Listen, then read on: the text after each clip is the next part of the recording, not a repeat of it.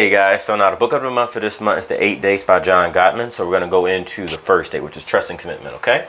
So now, with your trust and commitment, let's define that, all right? So when you guys go on this date, this is going to be you guys defining, number one, what trust and commitment means to both of you guys individually, as far as your mom, your dad, what that looked like, your friends. When you were betrayed, how did that feel? What made you feel betrayed? What does trust mean to you? What are things that are no-nos for you? Like, are you into sexual faithfulness, emotional faithfulness? What does that mean to you? What does that mean to you on an individual level, and what does that mean to you in a relationship?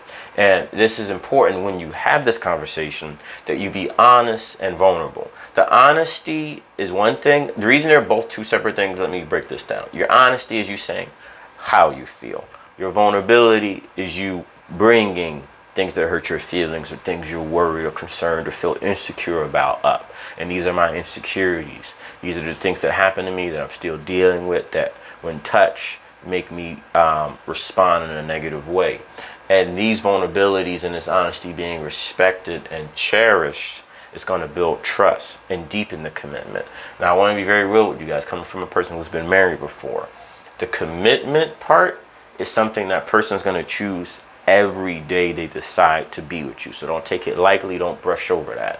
So when they talk about what commitment means to them, what they need to feel committed to, what they need to feel heard, what they need to feel cherished, what they need to not feel trapped, what made them feel trapped before in a relationship.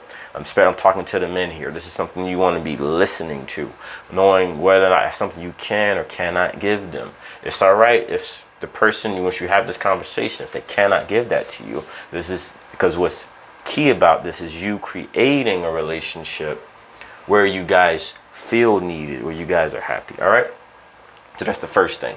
So now the second thing is, let's define what emotional and sexual faithfulness means. Sexual faithfulness, we all know what that means as far as you're married to somebody, you have sex with only them. Now, emotional faithfulness is not something we go over a lot in our culture, and I'm going to break down kind of a little bit what that means, okay? So now, emotional faithfulness is you not going to anyone else other than the person you're in a relationship with about you guys' problems. This means you're not down talking about them, spitting on them mentally or outside of your mouth. When you start to have friends outside the relationship that you talk to, that you keep from your partner, you're breaking the relationship. This is the first stage of when infidelity comes. Emotional infidelity as well as sexual infidelity.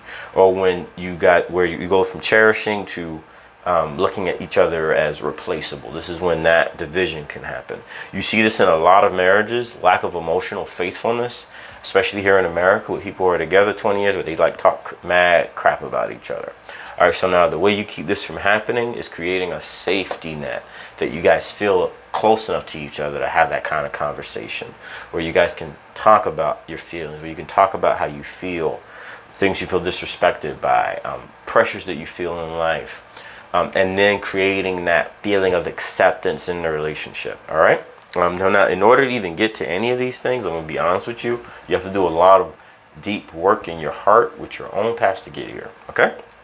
So that's emotional faithfulness. So if you want to build emotional faithfulness in your relationship, as a man, don't go to anybody else about your problems but the woman, and let her know how you feel. I felt disrespected. I feel cheated. If she dismisses you, you let her know, I need to feel hurt in this relationship to go anywhere with you. And it's something she cannot do. It's all right to leave, bro. You're not evil for leaving her, because she can't fulfill your emotional needs. You're not evil. You're evil if she can't fulfill your emotional needs. You still want to have sex with her. You still want to use her for her money. And you know she can't do it, but you lying to her telling, now you fucked up for that. I just want to be real. So now, cherish. I'm going to go a little bit into cherishing. When you guys read that part of the chapter, really take the time to read that, because it's simple but deep when you really listen to what he wrote. So now, cherish is the need to be needed. What the heck does that mean? A lot of times in our culture, we kind of can be dismissive about people's emotional needs, or when they're hurt, saying, get out your feelings, F your feelings, because you're in the middle of an argument right now with somebody. The cherishing is I need you. I need to be needed. I need to be needed to fulfill your needs in a relationship, not only sexually but emotionally. Like, I felt betrayed when you told this person your success and not me, because I thought I was priority in your life. And I feel priority in your life. When you bring these things to me, it makes me feel important. This is, yet again, marriage talk. People that you're married to. And then this will open up another conversation of why they might not felt like they was a priority. But you have to make sure you build this in yourself, personally. When I say in yourself, let me break down. As far as your thoughts about them being positive. You disarming arguments. You looking at the good in them. You not looking at them like, I could find somebody better. So that's that. Cherish, need to be needed. Okay, so I want to put those things together, okay? So now, this is about a monogamous relationship, which I know you guys probably already know already. So now, let's talk about the date night. So the first thing is, the author does recommend weekly date nights for you to have a happy marriage. And that you, when you time and you schedule them, that there's no electronics. Let me write that in red.